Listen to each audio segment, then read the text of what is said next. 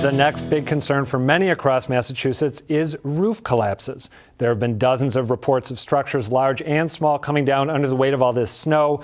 Garages, porches, and other flat roofs are particularly vulnerable right now. But as WGBH News reporter Stephanie Leyden tells us, even pitched roofs are in danger.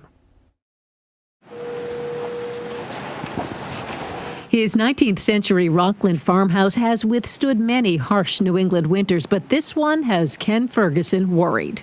I've lived in New England all my life. I've lived on the South Shore all my life. I've never seen this much snow in such a short span of time. Never before has he climbed through a second-story window to shovel off the front porch roof. From up there, he has a clear view of disaster. Ferguson lives across the street from the Rockland Piano Mill. While many in this largely residential neighborhood were sleeping, the piano mill roof collapsed. I came out here this morning, and there was fire apparatus and police. They had the route closed off because I think the wires came down. I got to thinking about it. No one was inside the building at the time, but it houses a collection of pianos, including one that was reportedly once owned by Liberace. It's not clear what was damaged, but a contractor on the scene says it is clear what caused this roof to give in. The snow built up heavier on one side, about 3 feet on one side, a foot on the other. If it had been 3 feet on both sides, it probably would have been okay, but it was unbalanced and the deep side let go. And just a few miles down the street in Abington, another roof collapse. This building was abandoned, but like the one in Rockland, it also had a pitched roof.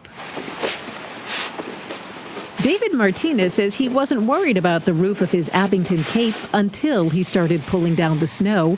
He figures it's piled up as much as 5 feet in some areas. It's more tiring getting the snow off your roof than it is shoveling. You're reaching and you're just using your arms and you don't have a lot of space.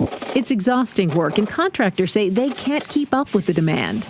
Their advice, do what you can to get the snow off your roof. You see any large drifts, 3, 4, 5 feet high, you probably should get somebody out to get that drift off. Because that's when the trouble starts, when there's a concentrated area with heavy weight on it.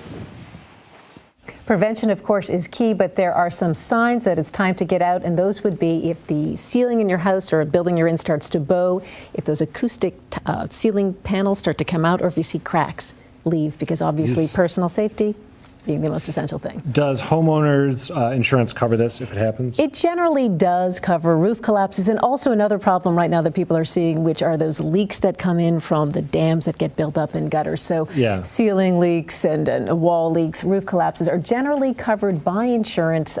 But how much is covered is going to vary depending on your policy. So, Stephanie, I got to ask you, Governor Baker, in his presser earlier today, I think his noon presser said, I can't believe I'm saying this, but everyone make sure to go home and shovel off their roof tonight.